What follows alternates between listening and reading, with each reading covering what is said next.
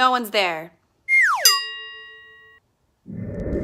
Hello YouTube and welcome back to my channel. I just want to say thank you so much for my last vlog and how many views I got.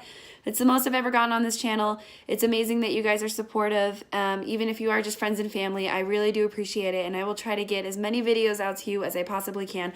But first things first, the most important thing, my dog needs to go outside, so give me 1 second. Like I said, you're the most important people in the world other than my dog. Today I wanted to talk about a certain movie that I saw, and if you guys are friends with me on Facebook, then you already know what movie I'm talking about. That movie is Veronica. Is a Netflix premiered movie that was so scary that it would make you turn it off right in the middle of the movie. I just realized I didn't need quotations for that. After reading all the reviews, looking on Rotten Tomatoes, I saw that it got a 93%. I was like, you know what? Netflix has been putting out some really good gems when it comes to horror kind of stuff. And now there's Veronica. If you guys don't know what Veronica is and you still want to see it, I'm going to ask you to kindly click away from this video because there will be spoilers. Also, save your fucking time. It is an hour and a half of bullshit.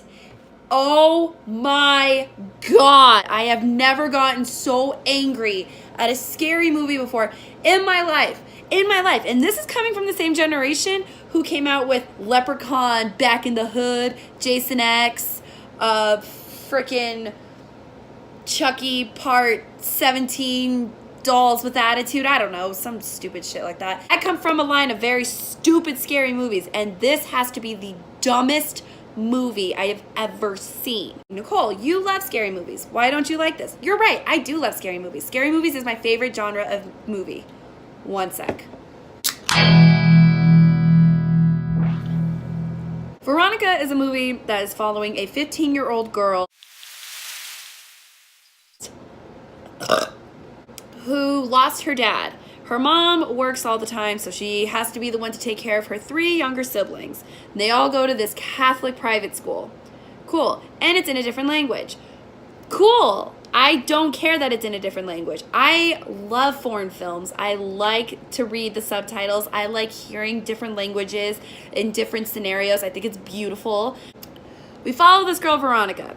Dad died. Mom works all the time, so she's never there for her. She has to take care of her 3 kids. Right off the bat, it starts off with Veronica going downstairs with her 2 friends who we have no idea who the fuck these girls are. Like, literally one girl in a scene just throws a paper at her and is like... Then she opens the note and it says, "Did you bring it?"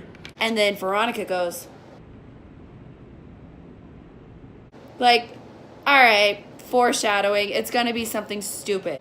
It's probably gonna be, I don't know, like some dumb horror movie shit like a Ouija board.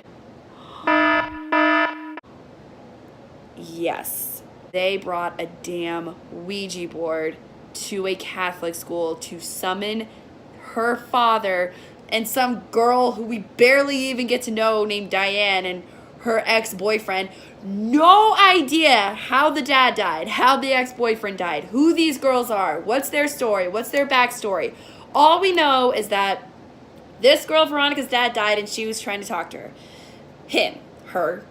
We follow this girl, Veronica. She goes into the basement with her 2 friends, whoever and whatever, bring out the Ouija board because, you know, who doesn't have a Ouija board with them at all times? I know I do when I want to talk to the dead. Also, that the fact that most Ouija boards are made by a giant game company like Milton Bradley or Hasbro or some shit like that. So the reason why people even think that this is real is just, I'm not getting into that. Anyways, they're doing their thing and they're, you know, like have their fingers on and like going, like, are you here? Is there a presence here? And like, are you Veronica's dad? And then all of a sudden shit hits the fan. Veronica goes flying. She's freaking out and like, and her friends are like, oh my God, what's wrong? What are you doing? Oh my God. You know, when my friends are convulsing on the floor after we summoned a spirit, the first thing I do is, we got to get out of here. We're going to get in trouble.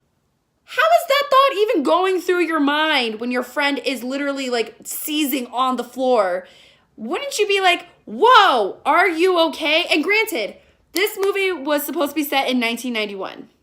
I was born in 1991. I'm pretty sure that they had telephones back in the day, or, you know, humans around being like, hey, my friend, like, we did something we weren't supposed to do. I'm really sorry, but hey, she's freaking out. She's downstairs. Don't you think that you should probably do something? We're 15. I don't think we know what we're supposed to do. They just keep like, oh my God, what do we do? What do we do? What do we do? Go bake a cake. What do fuck do you think you're supposed to do? Go help your friend. She's down there freaking out, and you're just sitting here like, what do we do? What do we do? We gotta get out of here. We're gonna get in trouble.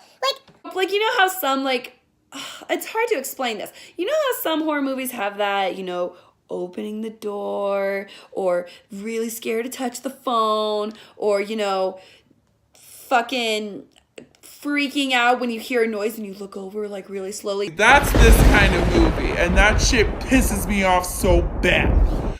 She's freaking out like, oh fuck, I don't know what to do. And so everyone goes back upstairs. Veronica miraculously is okay, but the Ouija board is broke. They're like, oh my God, it's broke. Your friend just seized on the floor, and the thing that you're thinking about is your damn Ouija board being broken in half. Isn't that kind of the dumbest thing to think about when your friend was just freaking out on the floor? Remember your breathing exercises. Fast forward, and she brings her brother and sister home, and she's taking care of them and feeding them, and I shit you not, there is a scene right after this scene that I just so eloquently explained. They make dinner, and there's sauce and shit everywhere, you know, because it's like meatballs or something like that. No shit. I laughed so hard at this part. She has the fork, and she can't put it to her mouth, and so she's just like this. And the kids are just staring at her like,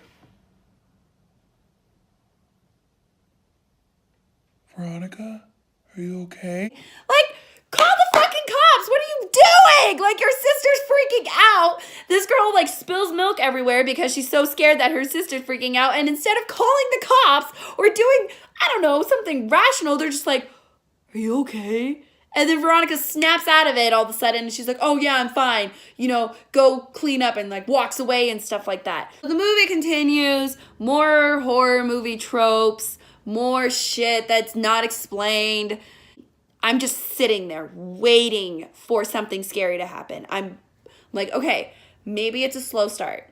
We're 45 minutes into this movie, and the movie is only an hour and a half. We follow Veronica, and she's trying to figure out what to do, and she talks to this blind nun, and the blind nun is like, redo what you did wrong, dude. And so Veronica goes to her friend's house and is like, I need you guys to come with me back downstairs because we forgot to say goodbye.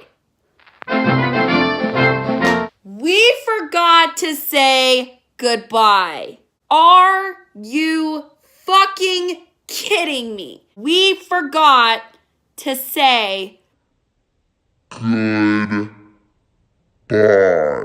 That's the reason why shit is hitting the fan. And it wasn't even hitting the fan.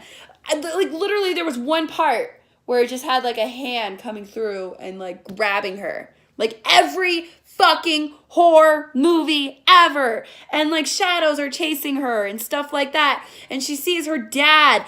And we don't even know that's her dad because we've never seen her dad. We see, like, a picture of her dad holding a pizza for, like, 2 seconds in the movie. And then it's gone. No explanation of why her dad died. What's going on? Why her mom has to work so much? Where the fuck are her sisters and her brother? The ending is so ridiculous.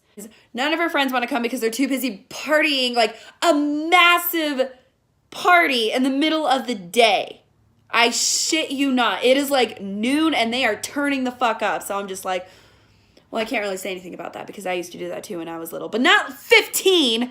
Not when I was 15. When I was 15 during the day, I was going to the mall with my friends and talking about boys like any other 15-year-old would. I wasn't throwing ragers at my mom's house. Oh, she leaves and she's like, oh, like, I don't know what to do. And like the nun's voice keeps going through her head of like, do what you did right or wrong or blah or whatever. She tries to go talk to her mom who works at a diner or a bar or something like that. I don't know. We don't really get to know anything about the mom. We see the mom every like few times. It's there that she's a single mom, but I grew up with a single mom, and my mom knew exactly what I was doing, who I was with, where I was at, who was I going with, everything. So the fact that this mom is just like, oh, I have to work and you're supposed to take care of the kids. Like, aren't you a little worried about what's going on with your kid, especially when your kid, your oldest kid, the one that's supposed to be watching these 3 kids, is saying, hey, something's happening, something's going wrong, I need your help, and you're just like, you're fine, you're fine, you're fine. Sorry, my battery thing just went up. You're fine, everything's fine. Wouldn't you be like a little suspicious or a little worried? So then the ending climax, Veronica has this dream that, you know, her brothers and sisters are like eating her arms, which... usually things like that freak me out. Like, I'm like, oh, like I get very like iffy when it comes to people like getting tortured or eaten alive. I don't know why. It's just, well, that's like any normal person. Like if you see someone getting tortured or something, you're going to be like, Oh, that's not cool. There's a problem. and then she wakes up.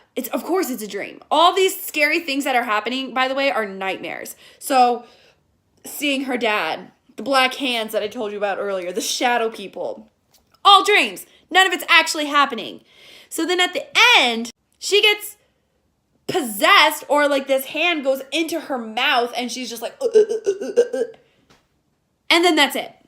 No explanation. We don't know who the spirits were. We don't know why they asked her. Nothing about her dad. Nothing happened about her mom. The kids are freaking out. Fucking the little brother is stuck in a closet somewhere who she went back to try to get, and then the little brother is just never seen again. Not like as a story plot to the movie, just the fact that we don't see the brother again. We don't know what happened to him. I don't know. I kind of zoned out a little bit in the movie, and I kind of was looking at my phone a little bit. Why did I want to talk about this movie? Why was I so intrigued about talking about this movie? Because movies like this are giving horror movies a bad rep. There are so many good horror movies out. I'm on my way to go see a horror movie right now. I'm going to go see Strangers with my friends, and I'm really excited to see it. It might be stupid. I don't know. But I'm going to go for the ride. I'm very excited. So I don't sit there and be like, well, you didn't give it a chance. You got to give it a chance. You got to see it from a different point of view. I tried to watch this movie. There were no distractions in the beginning. I put my phone on my table like I normally do. I get very into movies, put my phone on the table, have my snacks on the table, sitting down, lights are off. I am ready to watch this movie. I'm fully invested in the story. I look it up, making sure that I got every information that I need before I go into this movie. I was excited to watch this movie because people were saying it was the scariest movie ever. It's not. It's stupid. It's dumb. There's no point to it. It's literally jump scare after jump scare after jump scare. When a movie relies on jump scares, they have to really jump scare. And I know that sounds stupid, but like we as the audience member should not be able to be like 3, 2, 1 jump scare. 3, 2, 1 jump scare. 3, 2, 1 jump scare. This was it was like they took the TV show Goosebumps, amped it up a little bit, added a little bit more blood, and then boom, they had their horror movie. There was no originality to this movie. There's a million movies out there about Ouija boards and demons and spirits and dead dads. Why not make something that's original? Why not make something that, you know, really gets into our brains and really fucks us up and really thinks about like whoa, what if that actually happened? We have seen movies like this every single year. They come out with movies like this. Like Devil.